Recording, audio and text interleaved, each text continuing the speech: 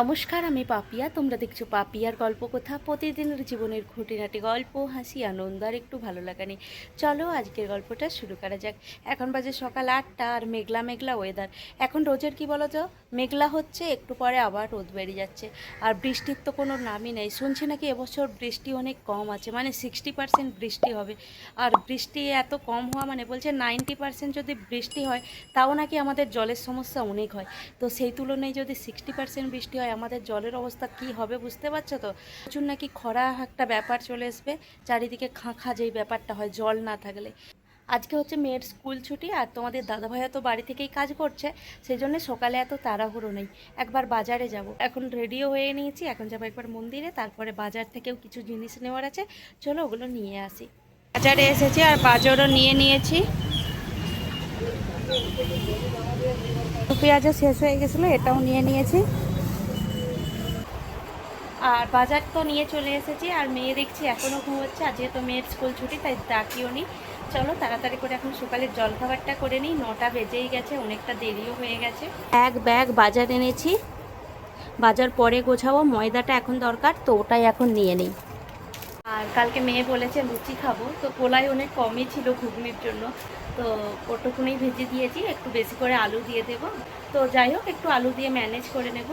আর তার সঙ্গে হবে লুচি। চলো এখন সমস্ত জোগাড়টা করে নিই। সকালের জলখাবার রেডি হয়ে গেছে, ঘুগনির বলেইছিলাম যে কোলাই কম, তো যাই হোক ভালোই হয়েছে খেতে। আর এই যে গরম গরম লুচি, চলো এখন সবাই মিলে খেতে বসে পড়ি। এখন দেখো নাস্তা টাস্তা খাওয়া হয়ে গেছে। আর আমি যে একটা উনুন বানিয়েছিলাম তোমাদেরকে দেখিয়েছিলাম, সেই উনানটা না কালকে ভেঙে গেছে। আর জালংও প্রচুর আছে, তাই ভাবলাম চলো মাটিও যেহেতু আছে, একটা ছোট উনানই করে ফেলি।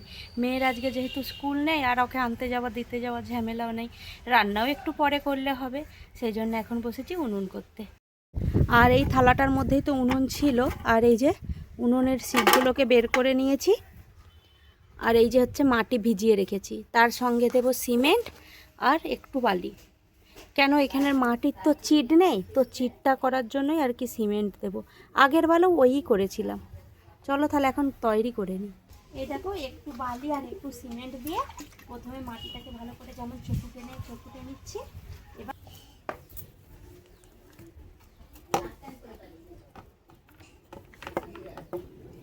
আর এই যে উনুন করতে লেগে গেছে। আর দেখো আমার দেখে দেখে আমার মেয়ে উনুন করছে।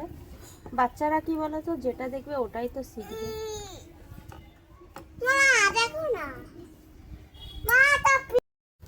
এই দেখো উনানটা তখন থেকে বেশ আস্তে আস্তে করতে করতে ভালোই হয়ে গেছে দেখছি।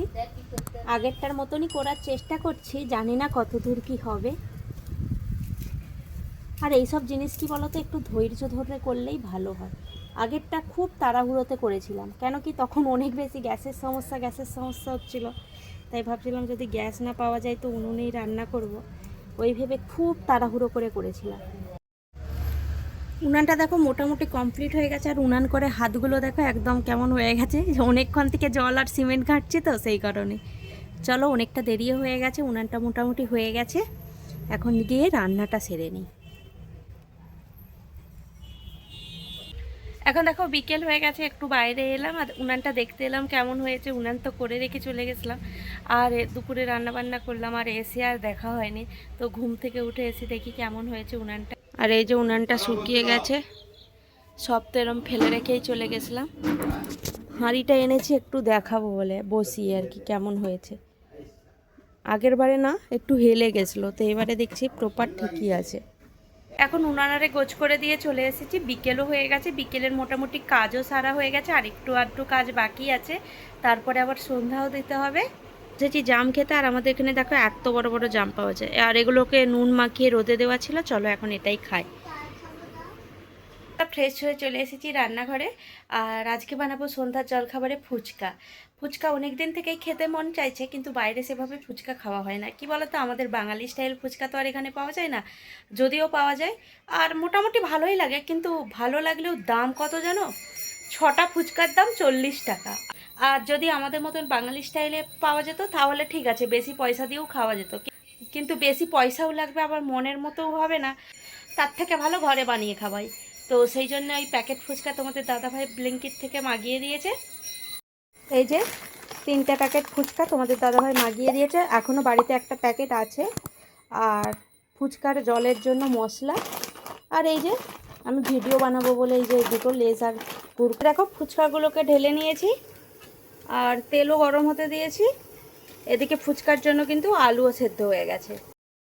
আর তেল দেখছো খুব ভালোভাবে গরম হয়ে গেছে।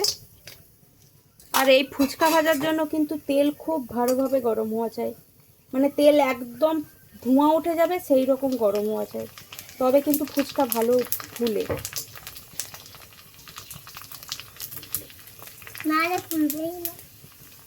ওই যে আমার মেয়ে বলে দিল, না হলে কিন্তু ফুচকা ফুলবে না।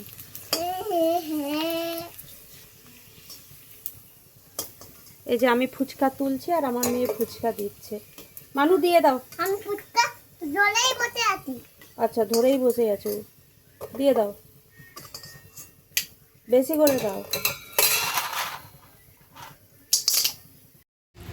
আর এই যে দেখো ফুচকা ভাজা হয়ে গেছে, সমস্ত ফুচকার জোগাড় হয়ে গেছে। ফুচকা, তেঁতুল জল, আলু সেদ্ধ। আর এইটা দেখে এমন কোনো বাঙালি নেই যে জিভে জল আসবে না।